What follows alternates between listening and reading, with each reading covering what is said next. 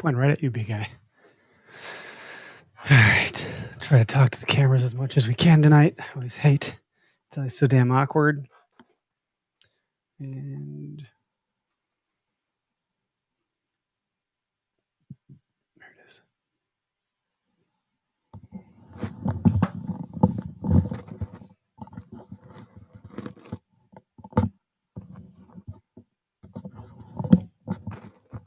Your hair's kind of doing a thing there. Is it good? Do you like that? You look like a cockatiel. Cockatiel?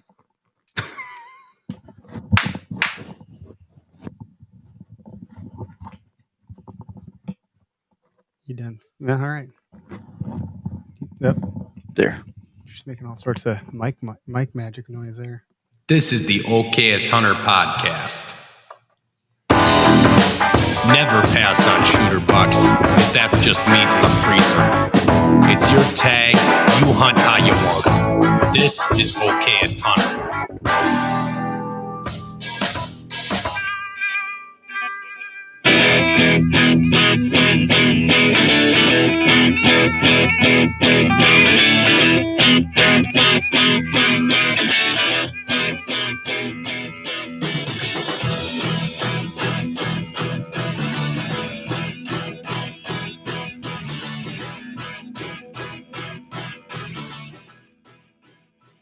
Hey, what up, everybody? Welcome to the Okayest Hunter podcast. Coming at you from Oconomowoc, Wisconsin, in the Okayest Hunter podcast studio in the cat pee basement. Doesn't get old, does it, Greg? I fed your cat some catnip before I came in here. Catnip? Yeah. Like the wild stuff? You Like pick some? catweed. Yeah. Yeah. Were they down here? Well, one was down Which here. one? The fluffy one or the orange Yeah, the one? fluffy one. Gus? His pupils were the size of saucers. It's funny. Holly's pupil is the size of a saucer. Yeah. We have to give our son Dane. He won't wear a patch, and he's got a cross eye, a lazy eye. Yeah. And we got to fix it. But he won't wear a patch, so we got to put an eye drop in his good eye, so his weak eye can get stronger, and it dilates his pupil, makes everything all blurry. So I was like, "Well, I'll try it out with you, buddy." It's a very strong dose. It's been going on for 24 hours. My wife can't see out of her left eye. Ouch. She's walking around with this freaking dilate. Looks like she's on crack. Or whatever drug makes your eye pupils get big. I don't know. Catnip. There it is. Anyway, full circle. We're brought to you by Half Rack. Go to half-rack.com. Check out what they got. 15% off. Or, I mean, if you want to save 15% off of your car insurance, I'm just kidding, of half-rack.com, you can use code OHP. And speaking of them, I think, Greg, you could fit probably, and for those on camera or watching, you can see this thing is colossal. We've got our hands on their new cooler. There it the is. Meat Lug. The one and only. I don't know if they ended up calling it the Meat Lug or not, because I don't see Meat Lug on here anywhere, but it's pretty big. I have one 12-pack in here sitting this way, and I think you could probably fit, debatably, 4 or 5 of them. Easily So, 230 racks. I think easily 230 racks, and it's really meant to like hold a full bag of ice and a full large, the size of like the equivalent of a large doe quartered up. Quartered and deboned. Yeah. Like, and so this thing's it's freaking fully waterproof. The zipper's a bear. You know, looking at it, you could fit hindquarters as long as you got the hooves removed, you know, up to the first joint. You know, hindquarters, front quarters, and then all the trimmings would probably fit in there. It's large. Yeah.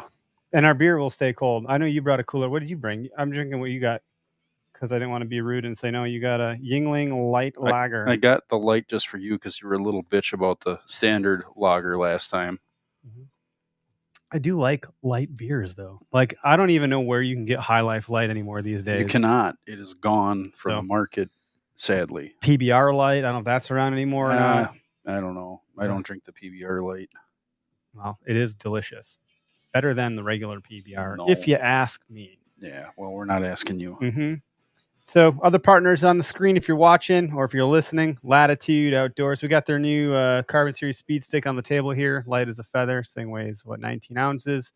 We have a review video on our YouTube channel that breaks this thing down. Like I said in the YouTube title, like in action, because what I heard from those guys is like there's enough videos out there on the specs or specifications of these things. Right. There wasn't a lot at the time, and that's changing quickly. I jumped on it like it was a trampoline. Like the usage of it. I used it to hang cameras over the weekend. And you had some muddy, wet boots on there. How did it hold up? It was perfectly fine for me. I got a good bite. Yeah. Yeah, great stick. I mean, if you're into mobile hunting, you're probably going to have, some set of climbing sticks. These pack really light. They pack compactly, and they don't have any metal or moving parts. Yeah, they stack up real nice. So cool product. One of the comments on the YouTube video was, the undertone is kind of like, oh yeah, well, how do they hold up in water? But you could have just asked like, oh, do they hold up in like if they're wet really well? So here's the deal. I went and hung cameras in the rain on Sunday. Pass the torch. Had no problem with them biting. I even used the aider on it. Oh wow. Yep. Put the aider on. I think I even posted it in my story. Climbed up the tree using my saddle, of course, with a lineman's belt to hang off the side to elevate the camera. Yeah, you got hands free. Yep. Yeah, I had hands free. It was great. Standing on the stick for the entire time, the 20 minutes that it took me to fiddle around and get the camera aimed and all that fun stuff. So no issues on a wet tree, wet boots. I had no problems. Cool. Yeah. I forget the guy that did a YouTube video, but it was pouring rain when he did his. So I just linked to that. I said, I don't know. Look at this guy's video. He hung a set in pouring rain and it was fine. So yeah, for what that's worth, check them out. latitudeoutdoors.com, I believe, and code OHP will save you 15% off across the website. Same thing with Go Wild, timetogowild.com. They have all sorts of stuff. It's not just limited to one thing or the other, but the more time you log doing outdoor activities or even listening to podcasts, will earn you some points, and those points can be turned into monetary discounts. And then Spartan Forge, I'm eagerly awaiting the LiDAR launch release. So we're getting close to season turning on for some across the country. That could be late August. For most of us, it's going to be sometime in September or even October. But as that approaches, I'm trying to find at least some idea of spots. And I will say my little slice of private where I got the buck behind me is no longer available because they've officially started tearing up the property to build the house. Man, that was my one and only chance to hunt that property. Well, I mean, I probably still could, but it's like he's gonna be living there. It's gonna be different. Or if there's construction and stuff going on, at least this season, it ain't gonna work. No, it's not gonna be the same. So, yeah, that was properties change. So you can see that on Spartan Forge. Like when properties change, you can look at the historical view of properties, and if it's available in your area, you can at least. And it's a good feature because you'll have a better idea of what's going on, where maybe until you drive past an area, you won't really actually know. So it does give you a little bit more of a heads up than you're going to see in other apps. And if you want to save some money on an annual membership, use code OHP. It'll get you 20% off. And if you want to try it out for free, it's free. You can go try it out for free, and there's some limited features you can check out there. Kind of kick the tires on it. But I don't know. You've been out hanging cams and snooping and pooping in the woods. What's up with you, man? I try to keep from pooping in the woods, but I've definitely been snooping. Yeah, I got out. Getting some whitetail work in between that and trying to do a little fishing still and make content for that. So far, I'm not doing very well at that, but you're doing just fine. We keep the standard okay. That's right. That's how it works. No, that's good. You put more time in the whitetail woods than I do. It's accessible to me, and my situation's different to you than yours. I've got all that acreage to run around on. That's literally 5 minutes from my house. Where you gotta, check things at the door, make sure it's okay, triple check it, and then run. And then you're gonna get a phone call to come back because you forgot to check something else. Yeah, someone probably pooped in the bathtub or something. Yep, that's a thing. It happens. Anyway, we got a guest. Let's bring him on. I think we made him wait long enough in the background there. Dane, how you doing? Welcome to the show. You're live. So thanks for happening, Greg. Eric, appreciate it. You bet. Yeah, you bet, man. How do you say your last name, Dane? Whitsett. I was right, I think, right? What's that? Yeah, you're spot on. Wow, that never happens. Wait till my wife listens. Wow. That's She a won't never hear a it. thing. No, maybe she's watching. If she is, she'll usually comment or whatever. But no, thanks for joining us. So why don't you just let's get some of the stuff that I think we could tend to like wait till the end to do. Like, where do people find you? What's your name? Let's start there so we make sure we get everyone's attention as we kick things off here. Talk about what you got going on over there. Well, we're a small production company called Field to Food. We don't have a website. We're completely media based. You can find us on all the big hitters. And the idea and our mantra of what we do is promoting ethical and tactical hunting, but also taking what you get from the field and doing the best that you can with it in the home and in the kitchen. That's a really good summation. You did that very efficiently. I've practiced that one once or twice. How many podcasts have you been on? This is number 3. What were the other two? Nine Finger Chronicles. That was the first one back in February, and then Origin of the Hunt with Charlie Bear. I think that was back in March. Nice. I know Cool. Nine Finger. I don't know Origin of the Hunt that I'm aware of. He's Western PA. He's a great guy. Just got to start, I think, just this year, and only had a handful on at that point. I think he's up to 20 or some episodes now.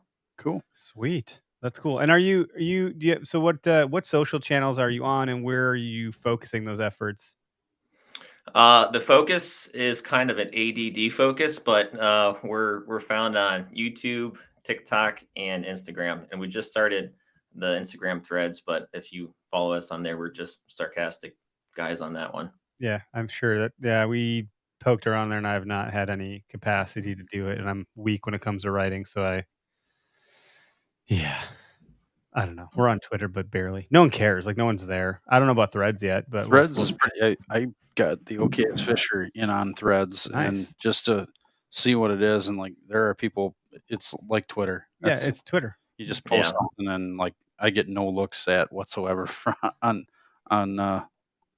OKS Fisher on Threads. So it's good for repurposing, I think. But other than maybe, that, it's cool.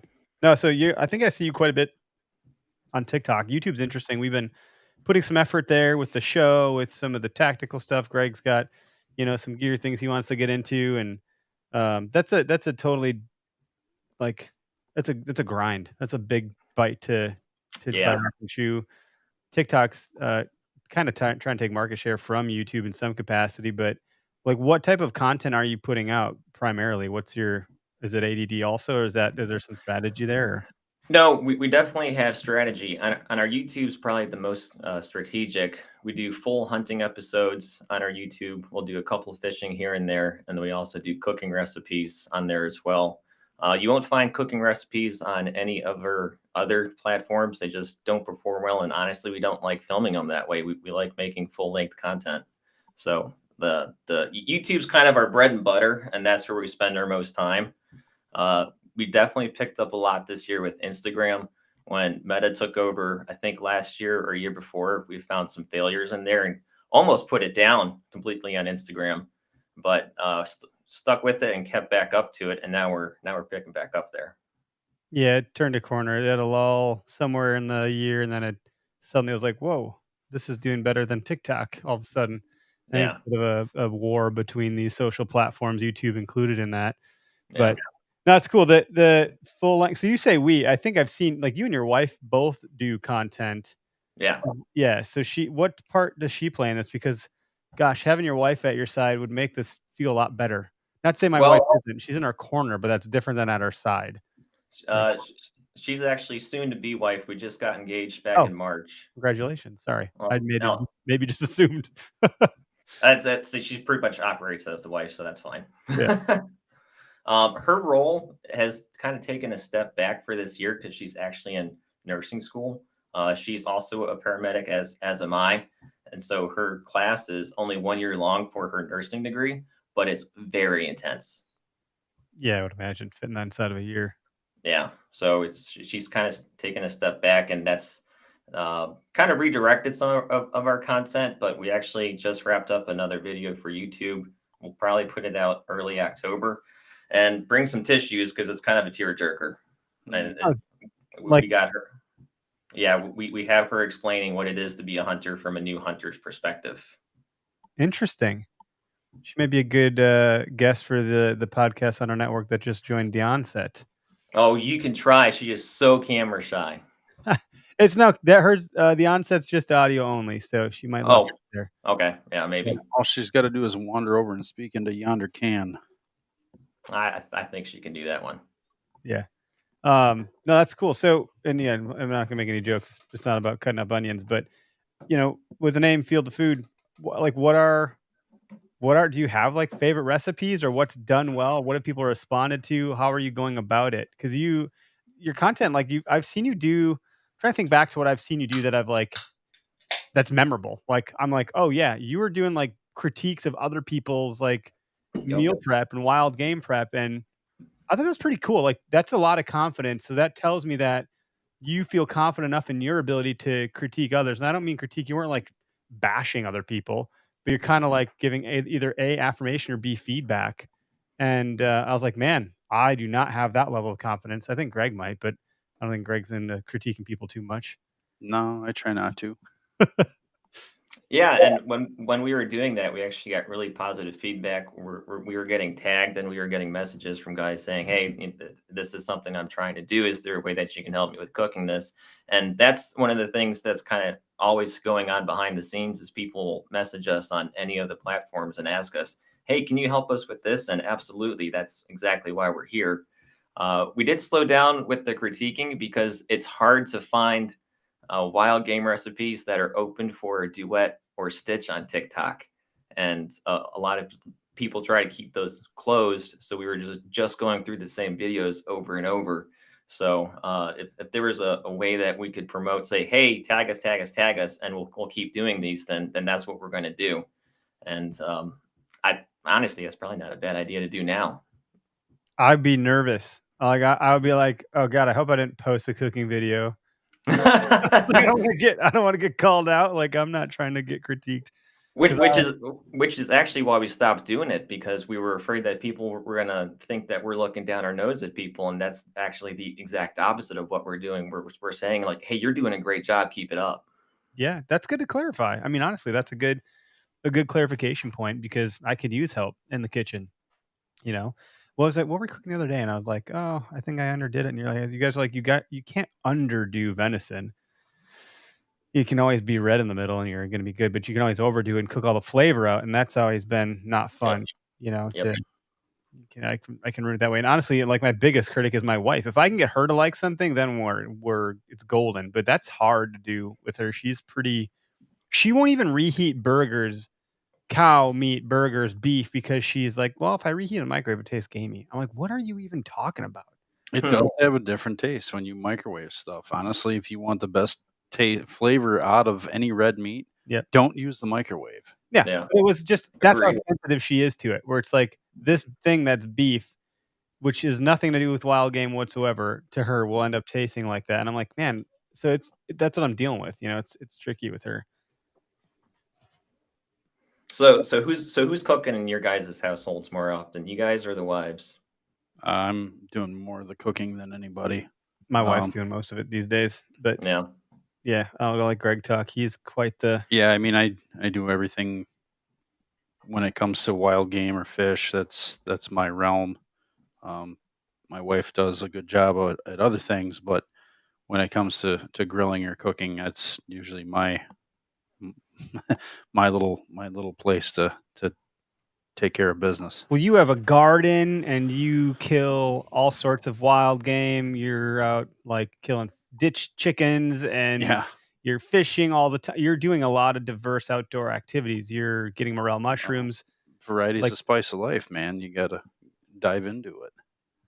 Yeah. But you got to have some ingredients to work with, and so it's nice to have some things, frozen corn or frozen green beans or whatever that I can put up. This year I didn't do as much of a garden, so it's just a little plot in the backyard. I didn't go out and by the farm and do it, and I'm glad I didn't because we've had such a nasty drought this year. Could have been tough. I'd have been barreling water there daily, and I don't think it would have survived. So I just planted some little things in my little garden behind the house, and it's doing okay. We're getting a few tomatoes here and there. The pepper plants are doing awful, and Yeah, usually by this time of the season, you're hauling over bags of cucumbers and tomatoes for me, and that hasn't happened yet. Nope. And it probably won't, because I only planted 3 tomato plants. There's no reason to have more than 3 or 4. It's just a lot of work unless you're into canning stuff and you eat a lot of sauce or whatever. Do you can stuff? I haven't. My mother-in-law will do it. My parents will do it. I just don't have the time, and I don't know. I need a bigger stove. I need a gas-fired stove would be ideal. But yeah. Dane, what about you? Are you canning, or like what? Talk about your whole arsenal here. Like I'm looking at you as a thought leader in this topic to some degree. So take the floor a little bit here and kind of guide us down some of the things you do and are involved with in the outdoor. Like, how are you going from field to table? Like, what does that look like for you guys? Well, so when we're going straight from the field, we've actually changed how we take the deer out over the past couple of years, trying to figure out which we felt preserve the best flavor. And we're down to the quartering out and packing out method, and just completely doing a gutless field dress. And that so far has proven to us to be most beneficial. And we think that's because you're getting it away from the skin right away. So all that meat is able to cool immediately. And we bought a frame backpack, started doing that. And then here in our basement, we got a Facebook Marketplace crappy old refrigerator that we turned into our own little game cooler, and we put all of our game in there for a minimum of 4 to 5 days before we even start butchering it up. Interesting. And what's the purpose for that? Tell me more. We feel that it releases some of the moisture, and during the rigor mortis process, when the meat gets real stiff, it actually is able to stretch out and use gravity to release itself, so you're not getting tight muscle groups going straight to the freezer. And we found that creates a more tender eating experience once we do finally cook it. Wow, I wouldn't have thought of that at all. There's a gentleman that is actually my neck of the woods, who I know listens to the podcast from time to time. I'm not sure if he catches every episode, but he showed up to I was at a buddy's house with some friends I didn't see in a while, and he showed up with some meat to throw on the grill. And I didn't pay much attention until I took a bite, and I was like, whoa, this is noticeably different than anything else I've had in a very long time. I was like, did you cook this with like an obscene amount of butter? Like, why is this so tender? And what's with this buttery flavor? And he went on to explain, he's like, I vacuum seal my meat as I'm butchering it and I'm breaking it down. I vacuum seal it. And he keeps it refrigerated, doesn't freeze it. And and I might be getting this wrong, so he might call me tomorrow and be like, dude, you totally messed that up. Maybe not. But in any event, he's like, oxygen is what is the problem. As long as it stays cold, there's no oxygen, that can just continue to like get more and more tender over time. Sure. And then by the time he threw it on the grill, it was like, I was like, holy shit, this is one of the better eating experiences I've ever had with meat. And he just lets it age. He ages, like, I feel like steakhouses do this to some degree in some way or shape or form that I don't actually understand, where they're aging meat, which I can't fully comprehend, because I'm like, isn't that like bad? Aren't you inviting some like bacteria in or something? Well, there's just enough enzymes and good bacteria in it to help kind of break it down. That's probably a word that was used in that conversation that I didn't get, enzymes. And when you when you vacuum seal it, oxygen is what allows things to grow. Yeah. It's cut off from that. Yeah, Greg, I think you have it completely right. And it sounds like your buddy Eric is actually doing a wet aging process, and that is pretty popular in the food industry, especially those higher end restaurants. Yeah, I mean, this dude's doing elk hunting. He's a pretty big elk hunter. He goes out west to do that quite often. Then he gets whitetail also. But just like, he's like, I look over at him, we're drinking, and at one point the meat's gone. It's been long gone. He's just gnawing on the bone. He's like, oh, I'm like a freaking caveman. I just love this shit.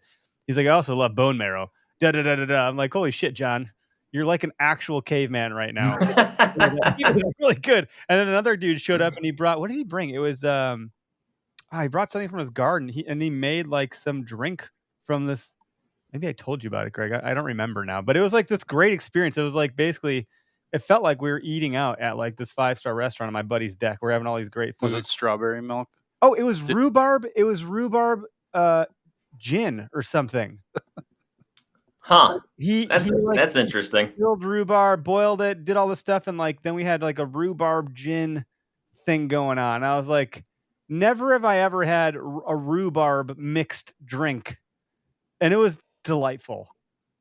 It was just delightful. So I really love this concept of like it like elevates your eating experience to a heavenly level. Like I would actually argue that like this is how God intended us to eat, and instead we have McDonald's on every effing corner. Right. So like there's a vast, spectrum there of like how to enjoy food. And now you have other companies like, the home delivery foods, the meal in the box. It shows up in a cooler on your doorstep, but here's all the instructions. I think that's helping people get a little further along in the process. Through having like restaurant-like experiences in your own kitchen, but you're doing pretty cookie cutter stuff. Albeit, I think it's a good stepping stone. The wild game part is you gain this extra respect for the animal because you're trying to do it a favor and not let it go to waste and cook it. And like, it's important that you get it right. So I get so frustrated when cooking wild game because I feel like if I mess it up, I just disrespected the process and I feel really like not good about it. So I have like a battle with myself about cooking that way. What's your guys' favorite cut out of the deer?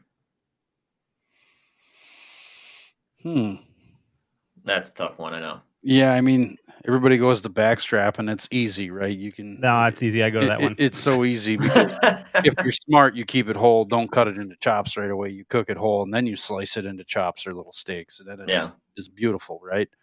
It's pretty hard. Well, for some people, it's pretty easy to screw up, but for most of us, it's pretty hard to screw up. I don't know that I have round piece out of the hindquarter is pretty nice. It almost looks like a mini tenderloin in there. Yep. And then the football roast, I like that one a lot because you can do a lot with it. You can slice it into steaks. You can do pulled venison with it. You can do just a pot roast with it. It's pretty universal. But then again, I look at a deer and a lot of the meat is very universal. Great in fajitas. Great if you want to grind it up and make tacos. Chili. There's a lot to be done with it. No, absolutely. What about you? My favorite is probably Greg. I'm probably with you on that one, and I'm a big fan of the round. I think it's really versatile. Sometimes we'll cook it whole as a roast, and other times we'll actually slice it in the steaks and package it that way. But Casey's, hers is hands down the football roast, and we'll cook that too. Normally about 113, 114, sometimes a little bit harder if we got some company coming over and they're a little bit more afraid of that really rare meat. But we'll turn that into French dip sandwiches. And anytime I make that, I'll put it this way: I don't have to light candles that evening. There's plenty of ambiance in the air. Nice. What'd you cook? Ooh, I can smell it. It also from French dip to even Philly cheese venison steaks. I did those, and those were delicious. You've done a lot of breakfast meals with it. Yeah, like you're pretty great. You make good use of it. I think when I think of the stuff you cook, it's a lot of like comfort food, good old home cooking stuff. But then I see other people on social doing like fine dining experiences. Like Tom McCrae just commented, said slow cooked shanks have amazing flavor. Man, I'll tell you what I've never made: a slow cooked shank. No, because it's got that big gnarly tendon in it. But it's not because I don't like it. It's because that's very intimidating for me to make. I've never had someone show me that. I don't even know where to start. Well, maybe we have to experiment this year. But like the Meat Eater cookbook does a good job showing off some of these things. Yeah, I've heard good things about Duck Moose. Is that what it's called? Yep, Hank Shaw. But I don't have that book yet. But those are the things that like can level up your cooking in the kitchen. I know Tyler, the co-founder of OKS Hunter, who's been on the show and stuff. He did a chili recipe out of the Meat Eater cookbook last season. And did a whole content piece around it, like it wasn't like a YouTube, but just like the jump cut kind of thing, and it looked great. You got some good commentary on it. And then there's always the debate of like, do you put noodles in your chili? Do you not? I feel like that one's kind of regional dependent. Here in Ohio, we have that Cincinnati chili where you Yes. do have spaghetti and your chili together. And up here in the Northeast corner, we don't do that, but a lot of other places here do. Yeah, it's funny the different regional. I think that's the other thing too. There's some guys I follow on TikTok and Instagram that are down south, and they cook food differently. Yeah, you go to Texas, chili does not have beans in it. Yeah, Plain and simple. plain and Huh. simple. We don't put Missing out. right. Yeah, they're missing out. The heck? Yeah, we're hardy up here in the North Woods though. It's Yep. cold up here. We need all the extra stuff, noodles and beans. Like bring it all. I need all the carbs, all the proteins. Like I need everything. Anything that'll make gas in deer camp, bring it up. Yeah. So what about the tactical side? What like you're putting out tactical videos too, and there's a lot of that content out there. What do you think differentiates you from others doing that kind of stuff, and what are you putting out? What differentiates me? Oh God, I don't know. I feel like I take don't take yourself too seriously side to it. I don't, and I will never claim myself to be a target or a trophy buck hunter. If you've followed along with us the past couple of years, we've gotten lucky, and we know how to keep ourselves in a deer herd and spend the right amount of time in the right food sources. And when the years goes on and changes to a little bit more bed driven hunting, then we know how to strike on that. But as far as the content that we're putting out, we try to keep it relative to what's going on that time of the year. As in right now, we had a young man ask us on our TikTok how to keep track of summer bucks throughout the October switch. And I wish there was an easy answer for that. And I wish I could have done it in one video, but we're actually going through probably our 7-8 video series on TikTok to try and explain it to him and to the rest of the followers of this is what we do to keep track of these summer bucks. And it's seemingly impossible sometimes because that jump could be 100 yards to a different bedding area, or it could be a mile and a half. And if you don't have a lot of land to work with or a lot of permissions, it can be very tough. So we're trying to chase that down for him right now, but we don't really have a great strategy on what we're producing as far as our this is how and this is why. Only for the reason of that's not what Field of Food intended to be, but it's kind of made that switch into it. So we're following it, but we're playing catch up as we're doing it. Yeah. And are you? I guess I'll back up again. I'm just kind of a little all over the place, but we're talking whitetail primarily. But you mentioned fishing. Like, are you hunting small game? Are you foraging? Like, are there other things you're doing to bring the field to the table, so to speak? And I'm going to keep using your name, I guess, when I say that. But yeah, is there more ingredient gathering that you're doing outside of like whitetail? Oh yeah. If we could hunt squirrel and pheasant all year round and fill the freezer with just those, we would, 100%. And as far as the fishing goes, I would love to claim to be a good angler, but I need a bobber and an ant and some maggots, and that's pretty much the extent of how good I am in a boat. You don't have to be better than okay to be able to catch fish. Depending on what you're looking for, I do really well on bluegills with either leeches or redworms.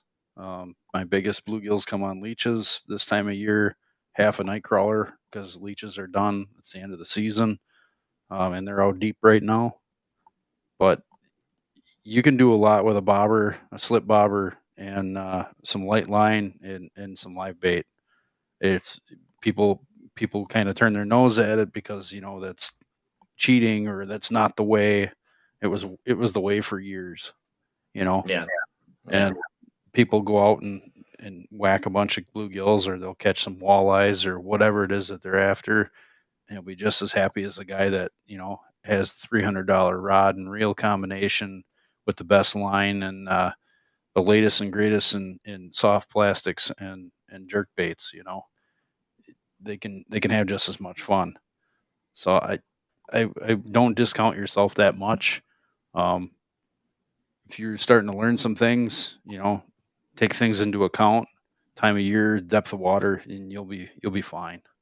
Yeah, I appreciate you saying that. This was probably the first spring going into summer that we actually started to really pay attention to what we were doing as far as chasing crappie and then getting the bluegill spawn and then following them back into deep water. And even if we didn't do so great with filling the basket, that's the nice thing about being on the water. You weren't at work and you were fishing, so who cares? Right. And you're learning now. You learn for next time, this time of year, depending on the weather, of course, but you're going to know that, hey, we shouldn't mess around with this over here. We should go deeper, or we should go shallower, or whatever the case may be. Yeah. Oh, that's cool. What else, though? You said, like, I don't know. You've done squirrel, Greg. Mm-hmm. Small game. You shoot pheasants, or aka ditch chickens, as you call them. We got the Up Duck podcast on the network. They talk about duck and pheasant quite frequently. I don't know how much they've talked about the food side of it. I've gone rabbit hunting once and had zero luck. Rabbits are great. I mean, honestly, I think people are going to be pissed, but I think they taste a little bit better than pheasants. Pheasants are they dry out pretty quick. And there's some tricks you can do to make them better, like the old mushroom soup and rice deal. In the oven, it's pretty easy. Throw some vegetables in there. That's not a bad way to do a pheasant.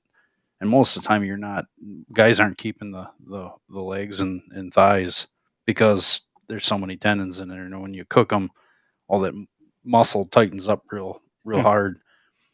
It's very tough, and then you bite into it, and those tendons shatter like glass in your mouth. They're really not they're just not kind to the palate. No, they are not. But if you slow cook them, braise them, essentially in a crock pot all day, and choose your liquid, whether it's chicken stock, beer, whatever, onions. I've done it with turkey legs too, because turkeys do a lot of running. Yeah. And the tendons are tight like that. They get very hard and brittle.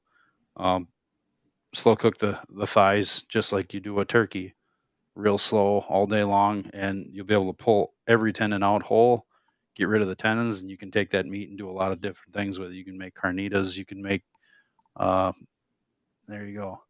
You can make tacos. You can do a lot of different things with all that stuff.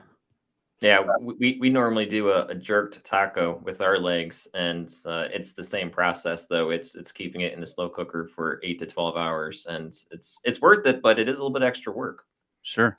I mean, slow cookers are like we had tonight with slow chicken on the slow cooker, and you put it in there, add your ingredients, turn on slow, and let it go, and then you come back home, and it's this amazing meal. So I feel like it's actually there's some front loading to the work, but once it's set, you set and forget, and come back, and you got a tasty meal.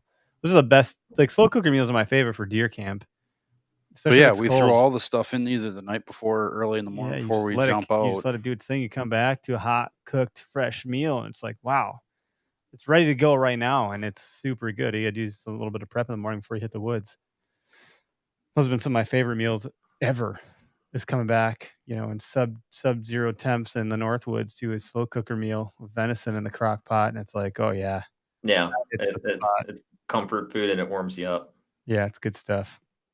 I'll open the phone lines up. I don't know if anyone anticipates or intends on calling. We've been low on calls lately, but we'll see if people want to call in.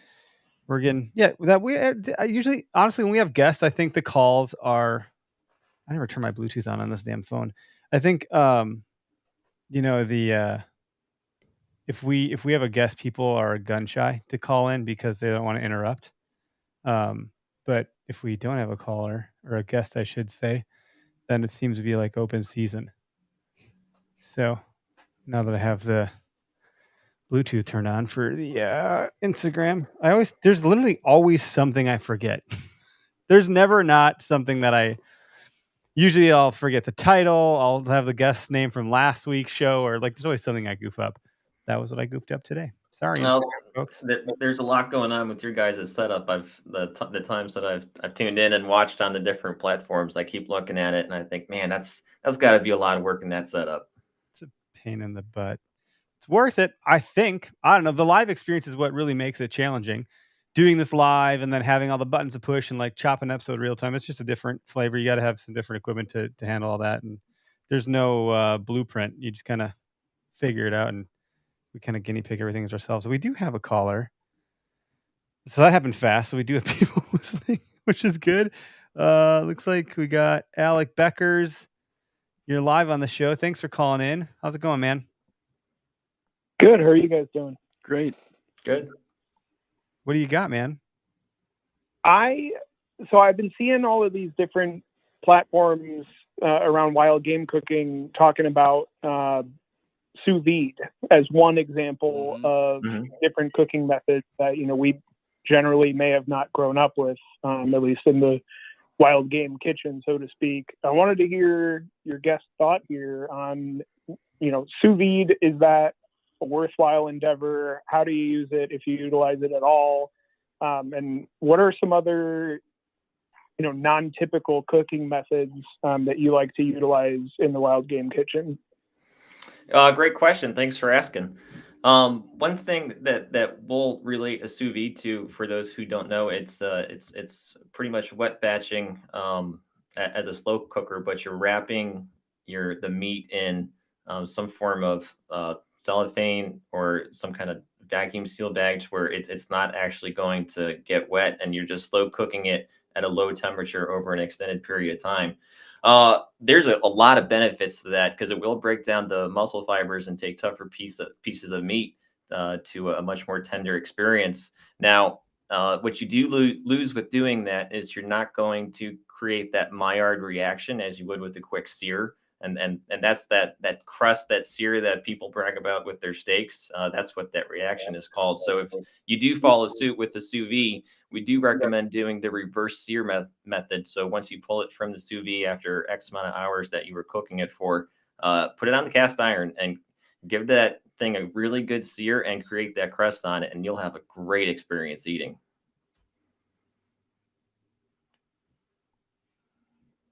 Yeah, that's awesome to hear. I mean, I've got a bear tag, my first bear tag this year, and that's kind of terrifying with all the trichinosis concerns. And I mean, I've never even seen a bear, so trying to think about how I'm going to cook this hopeful bear is kind of racking my brain. And that's where sous vide's been really interesting to me. It's like, hey, if you look at some of these requirements around, cooking to 165, yeah, you're going to kill the trichinosis, but you lose a lot of that tenderness and whatnot. But if you hold 145 internal temperature for a certain amount of time, you can kind of get over that trichinosis risk and then go the reverse sear method. So I think that's one thing that I'm tossing around, and definitely might have to go pick up one of these sous vides one of these days. I'm curious if there's any other kind of, call it non-traditional or newer cooking methods that you've been integrating into your repertoire. So we just got our hands on our smoker a couple months ago, so we're exploring a lot of things with that. Now, granted, that's not news to a lot of people, but that is definitely a route that we do recommend. We've been a part of slow cooking on the smoker for a while, but finally just got our hands on one ourselves this year.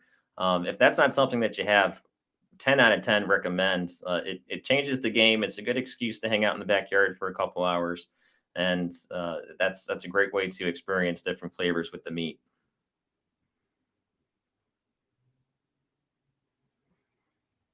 I like it. Thank you for your input. I appreciate it. Yeah, appreciate you asking. Alex, thanks for calling in, man. It's good to hear from you. Yeah, I'll leave you guys to it. Thanks. Appreciate it. So I don't know. A lot of people don't know this. You can buy a sous vide, like it almost looks like a probe, and then you put it into some sort of pot, and then it just kind of circulates the water, gets at that temp, and then it holds it. Yeah, it heats the water. But the other thing, I don't think a lot of people realize this, and maybe I'm wrong. Maybe because I didn't realize it. I just assume a lot of people like me didn't realize things. But if you have an air fryer or like an Instapot.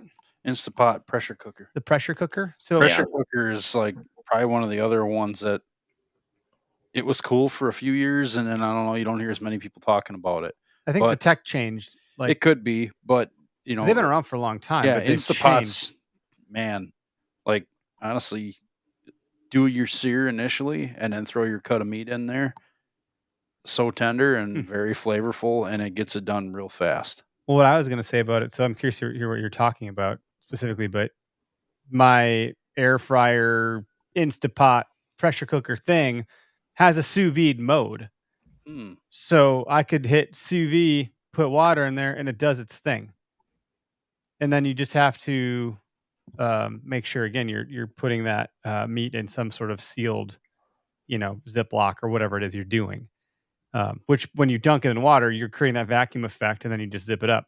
So you're usually pretty good. But I've used that for sous vide, and then I have done a reverse sear, and that when I lack a lot of confidence in the kitchen with this stuff, and that sous vide gives me a lot of confidence that bare minimum, at least this meat is safe. Like, at least I'm not gonna mess that part up. That's the part that concerns my wife so much because it's not processed food. It's like it's, wild game. Like, "Oh, am I gonna die?" I'm like, "No, you're not gonna die. It's probably healthier than all the other stuff." Like, it just is. But then that gives me some some backing to deal with that argument with her. It's like, "No, this is good." Like, I sous vided at this, 100 whatever degree temperature, and it held for however long. Because at that point, it won't overcook. You can keep it in there for 9 hours. It's not gonna overcook. It just holds that temperature. Yeah. So it's kind of an interesting way to like break down those enzymes or whatever. And same thing with the smoker. I got a Pit Boss, and I call it a smoker for dummies because you pour the wood chips in, you set the dial to the temp you want, low and slow, and you let it roll. Like you don't have to do anything other than tend to the meat or whatever you got to do based on your recipe. But I'll cook, a pork shoulder in there or whatever I'm doing, and I've done meals where I put meatball. I did venison meatballs in a cast iron skillet in the slow cooker, and I made a meatball sub sandwich, and that was one of the best meals I think I ever had. Yeah, that's Like, creative. that was really cool.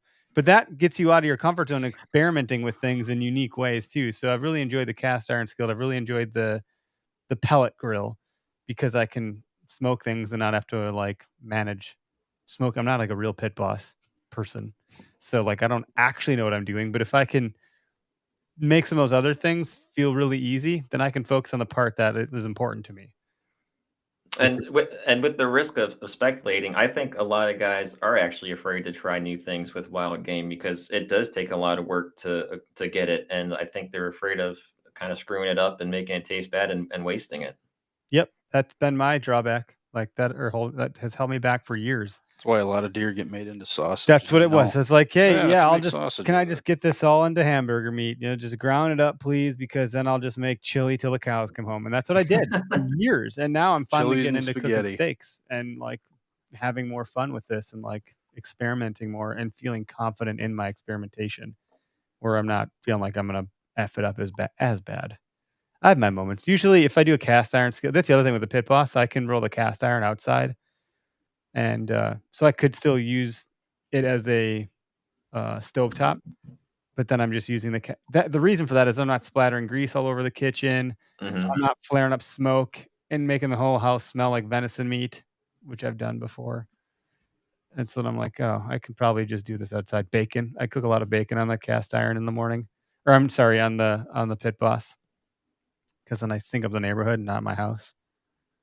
You do bacon out on the Pit Boss? Oh yeah, I even got like How's the flare up with that? oh, it's great. I got I got a bacon teepee. Oh, So you okay. just slap the bacon over the teepee, and it's got drainage like Oh, okay. compartments for the grease. Nice. But I've done it straight on the grill too, and I'm not because it's all covered by the sear plate or Yeah, but whatever. then you got So you don't- bacon grease all over your smoker. yeah, you take it out, you take a wire brush to it every now and again, you vacuum it out the shop vac, you're all good to go. I mean, maybe it's not recommended to do that. Again, I don't actually know what I'm doing. So if there's someone like cringing right now, I'm sorry. You can come give me some lessons on my Pit Boss. Bet but- your dog but likes I your really- shop vac. Yeah. Like a weird shirt right there. But no, it's been nice. I think the first meal I ever made on the Pit Boss was like this. I went and bought a pork shoulder or what did I get? No, I got a what's that really nice cut of meat that everyone smokes? Brisket. I got a brisket, and the butcher wouldn't cut it down, so I had to buy the whole thing. It was like $80. I was like, what just happened to me? Like, why did I just pay $80 for a piece of meat? Yep. Ha- Brisket's expensive. It was yeah, colossal. it is. It was a huge. Not a lot of people like it because it's got a lot of fat in it, and it's kind of a really Oh, an it's amazing. undesirable chunk of meat for the most part. It's not a tenderloin or Well, you put on that slow cooker for whatever it roast. was, 8 hours. That was it's incredible. good. Might have been 12, but it was easy too. I did whatever the recipe said, lathered it in mustard, seasoned it up, and then I put it in a boat of tin foil or aluminum foil, and I did some sort of basting mechanism process for the latter half of that, so it got really moist So it smoked forever. Then I moistened it up and then smoked it some more, and then I got it off, and it was like, it was freaking good. So my Did wife's you like, say moist? "Oh yeah." What's with people in that word? That and I pulsate. don't know. Can't handle that one either. I don't know. Well, it sounds like you did it up pretty good though. I did follow some instructions to the T on that one, but I had the equipment to do it, and I was like, "Well, that wasn't that bad. It was great." And I was like, "Maybe I'm going to enjoy this whole process." So it's like anytime you get something new, you get really into it. So it kind of lost my, like, I still use it quite a bit, but I'm not like doing extravagant things every other week or every other day like I was before. I was like, Well, what else can I do? And now I'm like, I've tapered off a little bit. I feel like when you get a new toy and then spend $80 on a piece of meat, you're gonna do the best you can not to screw it Yeah, up. you should. Yeah, that was a big one. Yeah, that was a good one. My wife was impressed. So anytime I can impress her, it's a big deal. She's not overly impressed with half the things I do. So, Eric, I know at the beginning of this, you kind of said that you lost some property. Going into the next couple of weeks, what are you guys looking into doing as far as your scouting and everything else goes? Oh, I'm just winging everything. Like that property even I winged that last year.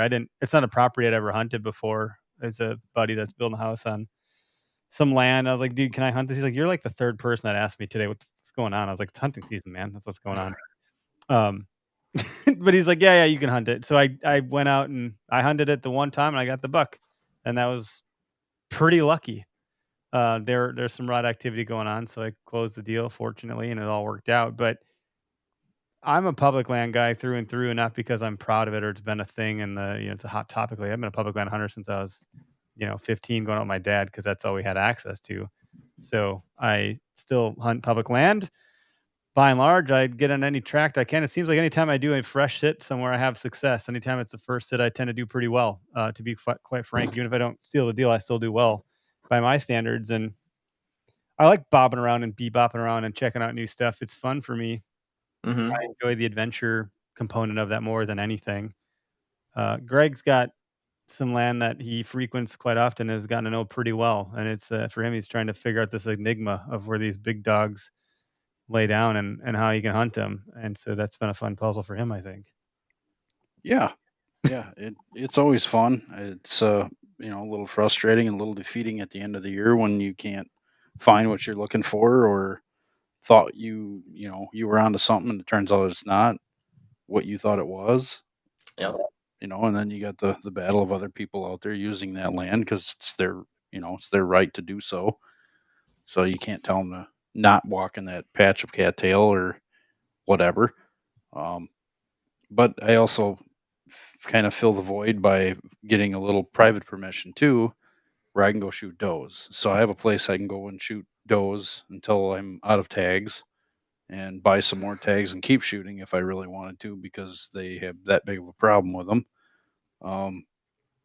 Otherwise, I'll be public land hunting for a buck. I'll be running around looking for a buck on various pieces of public, and that'll be fun. It's a challenge, but it is fun. Mm-hmm. Yeah, I suspect you're public land. By the way, you've talked about it from what I can gather. And you're in Ohio, you said? Yeah. Yeah. Who else is in Ohio? Byron. Jake Bush. Yep. Who else? I feel like we know more people in Ohio. Maybe that's all I can All think the of for now. Exodus guys. Well, Yeah. some of the Exodus guys. Yeah, you got some good hunters out your way. Yeah, we sure do. They definitely set the bar pretty high to keep up with. Yeah, the Exodus guys put out a shit ton of content. Jake Bush does too, obviously, with Latitude. Mm-hmm. A lot of the guys are in Michigan. Otherwise, I feel like Ohio's good, Michigan's good, Iowa, Wisconsin. I don't know. We got people here, but not. I feel like the bigger names are Pennsylvania and Michiganders by and large. And then you got some Ohio and some Wisconsin. I don't know what else you got. You got some Southern guys every now and again that pop up. Minnesota. You learned to Minnesota that Garrett Prawl. That's where Garrett is. Mm-hmm. That's why I like him. He's one of us, basically, except he's probably a Vikings fan. Yeah, possibly. Oh, that's cool. So, tactically, what about you, man? What do you got going? You got plans, strategies?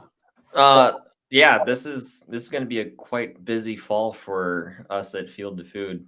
Casey's got a lot of schoolwork to do, but she's kind of set it upon herself to go out and figure out where and how and get her own deer without any of my help. And I said, well, my phone number is the same. So if you need help, call me. But so she's trying to figure it out, and I think she's doing a pretty good job so far. But as far as us together, we're kind of in the same boat as you, Greg. We have permission on one piece of private, and we try and manage it buckwise the best that we can, but it's such a small piece that even if we and we do, we pass on these smaller younger deer for the benefit of the herd, but it's up to the neighbors at that point, and that's not really what we typically practice anyways. We're more of a bird in hand kind of hunters. So as far as the public goes, we've been scouting for the past, I think, 4 or 5 weeks, and now we're just finally condensing what areas we're going to spend the first 2 or 3 weeks of October, and then I'm taking a trip to Southern Ohio, and then bouncing to Michigan for a week, maybe a week and a half, and trying to squeeze in a Pennsylvania tag at the same time. Well, and you kind of got to do that because Ohio's a $1 state, and Yep. if you get a management area where you can shoot multiple does, that's great. So you take advantage of that. Yep. But yeah, running to Michigan, you can get a tag there, and then Pennsylvania. Pennsylvania's pretty affordable. Very. Yeah, very affordable. Hard to hunt. Very hard to hunt. I was there back in 2020 or 21, and I kind of got my butt kicked, and I feel like this is a redemption year. So although I'm trying to squeeze it in, I'm probably going to put more emphasis on that. And it's here in Ohio, I'm so used to being a hill hunter and hunting these ridges and understanding just how they change throughout the patterns of the year, and diving off these ridges and then collecting their information on each other, and then trying to get information on them at the same time. Where Pennsylvania, the unit that I keep buying my tag in is flat. And I think that's what's really kicking my butt, is that that's not what I'm used to. Yeah, and I think the hills can be hard enough to hunt. So if you're more in your element, maybe that might be the thing to do, unless you really just like it because it's convenient and it's closer for you to run over to that particular area. Maybe you need to go north and hit the hills more. Yeah, which is exactly what I need to do. But I have a buddy that has family that has property out there, and they allow me to take my camper out there and stay there for free. So it's well, do I pay for a campsite and hunt when I'm used to, or do the closer, cheaper version and try and figure something new out? And at this point, it's almost an ego thing. I don't want to lose to Pennsylvania again. Yeah, that's a good challenge to overcome. Then you feel like you actually kind of put a dent in it and figured it out a little bit, get a little notch in your belt. I think it's a good level up, a good unlock for sure. I would even say, maybe a little bit of ego, but probably more of just like accomplishment and confidence in your ability. Because if you can figure out different types of property or terrain, then you just skilled up as a hunter as a whole. Yeah, and that's kind of what I'm chasing, is with all the changes that I've gone through personally hunting the past couple of years. Figuring out flat, swampy terrain is kind of one of those last notches I want to get. Yeah, it's cool. We have, I don't know, there's a fair amount of just general hills here in Wisconsin.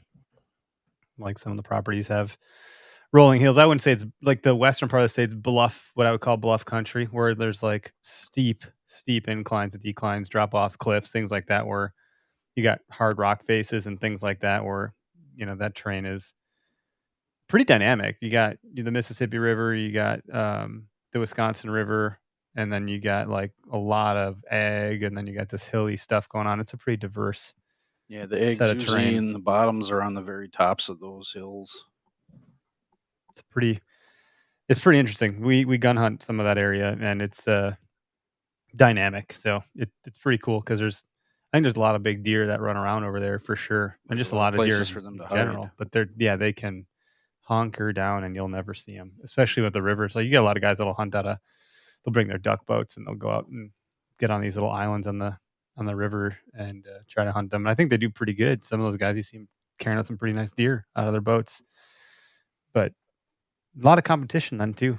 Mm-hmm. You're doing something different. Boom, you see 10 other guys doing the same thing. And like, shit. Like, how am I going to do this now? Like, it is a unique challenge when you got to deal with hunting pressure. It's certainly a whole nother level. Like Greg I don't think there's any area in your area that's not totally untouched by some hunter. No, there's every time you turn around, there's another camera hanging somewhere, cell camera somewhere, or you're finding boot tracks in the dirt or the mud. Cell cams are probably better to see because they're not in there checking Yeah. as much. And just because you see boot tracks doesn't mean that person gets to get out as much as you do. Maybe they're trying to only hunt the late season. You just don't know what you don't know. And you still got to do what you can do because that's what you can control. Yep. Can't control what other people are going to do, but you can control what you're going to do and how you're going to react to it. Yep, absolutely. Try to stay positive. I'm not sure what your guys' public land area up there in your neck of the woods is, but here in Ohio, we're only about 4.2% public land. And that's not very much. I think we're rated like 45th or 42nd in the United States for availability for public land hunting. So it's a parking lot pretty much in a lot of spots. And I know that they say you got to find the smaller overlooked spots, but there's really no such thing in this area, especially because the state actually comes in most of these smaller pieces and cuts trails so guys can access all those deeper cuts a lot easier. And so you're thinking to yourself, man, like, am I trying to hunt deer or am I trying to hunt around people sometimes? Sometimes it's definitely more of the latter. Wisconsin, I just did a quick Google and we have looks like 30. I can't do the math on this. I'm not going to do a multiple here, but it says there's 14.9% of our state is open to hunt. That's pretty good. So about 15% of the state's got public land. We got some pretty big like if you count the Northwoods, it gets pretty vast and open up there, especially the old Nicolay. Yeah, that's got a giant. national forest that's open to us. So, and then you got southern farmland zones. I think it's most of the stuff around us is going to be, for public land is going to be marsh and grassland. A lot of marsh, a lot of swamp. In between the ag lands, all the private stuff. So whatever's not tillable that gets too darn wet, that if the farmers don't want to keep it or don't want to fill it, that usually gets sold off and it's turned into public land, either conservancy land or state. State completely public, open to everything. DOT, forever. DOT is another one. That's another little loophole that they do. Yeah, you start digging deep enough, you get in some unique spots, but I don't think there's any stone that hasn't been overturned by the internet. It used to be like in the early days of the internet. I go back to like freshman year of high school, 2000. Well, yeah, 2000. And I'm like, if you were a savvy internet user and first to move on the internet, when that was still like, what's the internet? What's Ask Jeeves? And you jump on there and you start to find some like, look at this. I know this data about how many deer were killed in this, county or whatever. Or you get these like maps from the DNR that were barely surfacing yet, and you could find these filters on it to sparse the land differently or whatever. You could really get ahead of the curve. Mm-hmm. That is not the case anymore. No, like it's everything's public knowledge, and it's so easy to find. I will add though that if you get into your like local city ordinances or municipalities, you can still find tracts that like would not be illuminated on an Onyx or a Spartan Forge or a Hunt Wise or a Hunt Stand or whatever it is. You'll find things that maybe you wouldn't have otherwise seen. And a lot of it's that you just drive around and go, man, look at that property. I bet you there's some deer in there. And then you go back and you start to get on your apps and you look, who owns this land? What is this land? And eventually you discover, it's the city of whatever. Well, you call the city official or whoever it is, the town clerk. And they're like, oh yeah, you can hunt that. That's in ordinance, 1.0234 in the whatever. And you're like, holy shit, did I just find something? So it can happen, but it's we actually we're trying to venture down that same path right now. There's a small town probably about 25 minutes away from us, and we went and scouted it the other day and called the city, and they said, yeah, but you have to put in for a permit, and we're not issuing permits right now. We're not sure if we're going to be handing out a whole lot this year because we're changing the program of how we allow hunters in there, which is fine as long as they have rules and are proactive with it. Great. Hopefully and my personal opinion, hopefully they put some kind of small fee to it so it actually creates some funds for the city as well. But there's a guy that I bumped into on public last year, and he lives out there. So I called and asked him about it. And he's like, yeah, man, you can kill great bucks in there. Just put in for the permit. Yep. Yeah, there was a time, gosh, like almost 10 years ago. The gun hunting we do is in a state park. And it used to be they had what was called a special park permit pass. It was only $3, but you couldn't hunt the park unless you had that. And at the time, they only sold 60 of them. So you have this huge state park, and only 60 people had permission to hunt it. And because it was a state park, they managed it. Like you were not hunting that if you didn't have this little special pass. which is great. And Yeah. that pass sold out in like 60 seconds on the internet. So we used to do like, I'd bring people to my work office that I was at the time, and I'd set everyone up on computers on my hunting party. And we'd be like, all right, someone else grab the front of the store. All right, we got 4 minutes, 3 minutes, 2. Is everyone logged on? Is everyone at the page? And you'd have to refresh on the DNR page. Refresh. Boom. It's live. Click. Get your information in. What's your DNR customer number? You should have had that 4 minutes ago. Put it in. Do we get it? We all got it. Woo! High fives. Let's get beers. We got it. Like, it was gone in like a minute. And one year my dad didn't get it. He's like, I didn't get it. Like, it was this crazy thing. So he didn't hunt with us that year. Like, you didn't get it. I was like, shit, what do we do? Was there other land around here? Like, it was this crazy situation. They went away with that. And eventually they upped the numbers to 80, then to 120. And then they just dropped it all together. And I don't know that anyone ever really knew it. And now it doesn't feel that different. Some of my buddies would argue with me on that. They'd be like, bullshit, it's crowded as hell. I'm like, it feels the same as it's always felt to me. But yeah, things have changed, but things will continue to change. More land will open up, some will go away. Like, it's just an ebb and flow, and yeah, it is what it is. But I have a very strong belief systems on public land hunting pressure that have borne another business of mine. So that's a whole different topic for me. I could get deep on that, and I've not talked about it in a long time because there's not much to talk about for now. But that's a whole different bag of worms for me. Yeah. But good to have you on the show, dude. Yeah, appreciate you guys having me on. It's always fun to get, like, you see someone on the internet, on social, putting out stuff, doing their thing.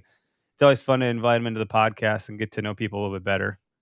It's only an hour or so. It's still more than we'd get just commenting back and forth. Yeah, for sure. But cool. Let's remind people where they can find you and where you want to direct them to. Field to Food. You can find it on the major medias: YouTube, Instagram, TikTok. Feel free to message us if you have questions. That's kind of what we're here for, is to promote the idea of what we do, not necessarily who we are, but the idea of keeping the game that you acquire from the field and giving it the respect that it deserves, which is actually our mantra. And one last piece of advice to everybody: if you see somebody on public land, just be nice, because we're all doing the grind. That's Certainly. That was good advice. I'm going to I think I got some music I can put on here to wind us down. There we go. Well, just some housekeeping items, and we'll keep you on when we end the recording here, just to debrief or whatever. But Foam Fest is coming up very, very soon. So if you're nearby Wisconsin, or you're in Wisconsin, you want to make the trek, registration will be open until the day of. But it's going to be at Horicon Marsh Bowman Club in Horicon, and that's August 26th. So things kick off, I think, around 9 o'clock in the morning. There'll be coffee, donuts, some just light breakfast stuff. Go shoot the course, have some fun, come back for lunch, hang out, shoot the breeze. We'll do prizes. We have a lot to give away, you guys. I've not even I've been collecting more and more stuff. We got a trad bow coming our way that just popped up this week. We got a Garmin watch that just popped up this week. We had Vortex sent us stuff last week. We got boots. We got all sorts. There's a lot of stuff. Bows. We got the bow on the wall here, the Bear Legit. We got 2 of those. Lots of stuff. Method. Yeah, not Method. Well, we were gonna have Method. That's a different. The Method 2 saddle. Yeah. Oh, my bad. Or the Method saddle. Yeah. But I gotta talk to those guys. Latitude. Thank you. That's what I'm trying to say. Method 2 saddle. Confusion. It's been a long day per usual. Anyway, so you can still register for that. It's $40. That gets you all the food throughout the day. That's breakfast, lunch, and dinner. You can camp overnight. So you can stay to Sunday. I got a jet quick on Sunday. I got to catch a plane to New York, so I'll be peacing out quick. I think that was like the major announcement. I don't know. Check out the other podcasts on the network. Check out the OKS Fisher that Greg loves to talk about. Check out Upduck if you're into upland or duck hunting and dog training and all that stuff. And check out our newest edition, The Onset with Elizabeth Brownell. She's doing a great job with that. She's doing a really, really good job. We have more to come with that. More podcasts are joining the network. It just takes time to get all that stuff figured out. My music stopped, so I guess I'll stop talking. But vote for us on Carbon TV. That was a thing that's happening this week. The thing. We got voted or nominated. We got nominated for best comedic moment, and I think it's just episode 1 of season 1 of. It's all good. We'll see how it goes. That's what that means. But you can go and vote. That we put a thing on our Instagram, on our Facebook. Go check it out. We'll probably post about that a couple times a week until that's done. I don't know what happens if we win. I don't really know. I don't know. Maybe Elon Musk will send satellites over your house. Who knows? It's weird, but should be neat. I don't know. It's just kind of cool we got nominated for something, and for the right something. I think best comedic moment is fitting. Yeah, it certainly wasn't most cinematic. No, that was which was part. We of don't do some cinematic whatsoever. No. All right, guys, gals, thanks for tuning in. Have a great week. Till next week, we'll be back and enjoy your, I don't know, whatever it is you're doing when you listen to this. Thanks for tuning in. See ya.